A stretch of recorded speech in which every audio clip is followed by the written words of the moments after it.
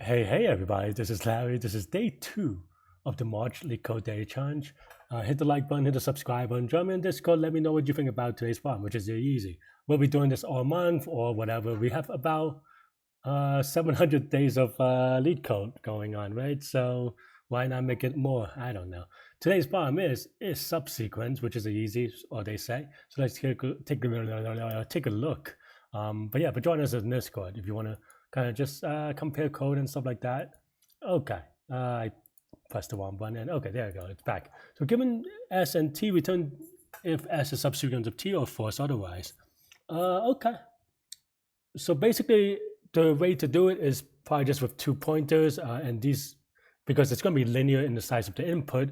That should be like, I don't even have to look at constraints, or if it's times out, then that's not on us because it's linear in the size of the input. And at this case, that means it's the length of S plus the length of T. And the way that I would think about this one is having 2 fingers and have the 2-finger algorithm, right? You have a finger on S and you have a finger on T, and if they match, then you move the finger on S. S is the smaller one, right? And that's pretty much the idea, really.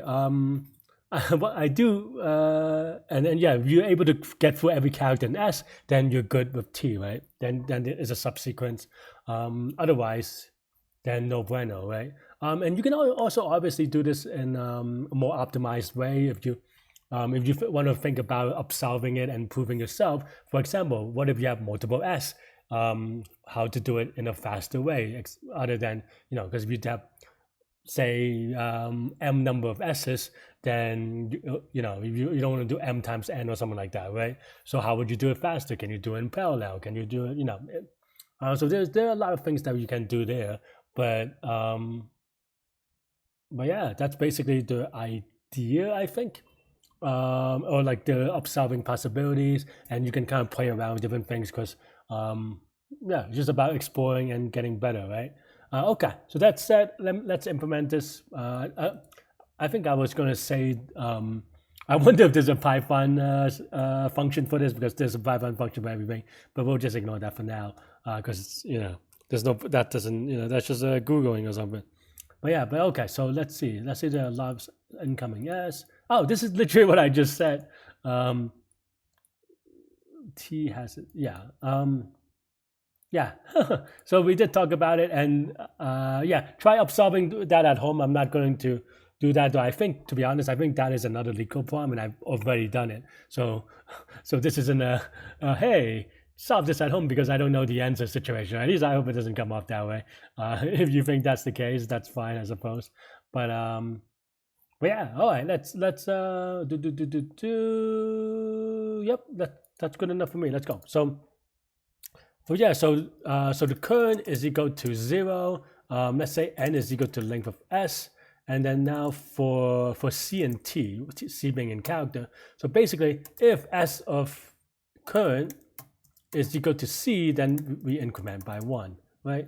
If current is equal to N, then we return true. And this only happens when after you increment, right? Unless S is equal to 0, which is way awkward, to be honest. But we'll do that as well, or we'll just add an if statement probably. If N is equal to 0, we return true because that's always true, I suppose. And otherwise, also because if you don't, then this would go out of bounds. So and then if it goes through the entire T without matching, then you can do false. I think this is mostly okay. Let's give it a spin. And some of this is arrogance, and some of this is confidence, and so forth. But yeah, it's just me banging on the keyboard if you're wondering what these things are. But I did want to get a 0 length case just to make sure that this is okay, because those seem awkward. Okay, so that looks good. Let's give it a submit. Apparently I've done this a year and a half ago, and I got it right again. 701 days, yay! Woo! Hopefully this was straightforward to you. Let me know if it doesn't make sense, or come in the Discord. But the idea is just you're counting off. Okay. I think I skipped it a little bit, but the idea is that, okay, you have this subsequence. What does it mean to be a subsequence, right? And for me, This is just practice in the sense that the term subsequence come up a lot in competitive programming. I don't know that you need to know it per se, at least for interviews per se, because they probably define it for you. At least you can ask them questions about it. But for me, and part of that practice is coming up with all these observations that you've already done before. So definitely I might have skipped it a little bit in terms of some of the properties that let us do what our code let us to do.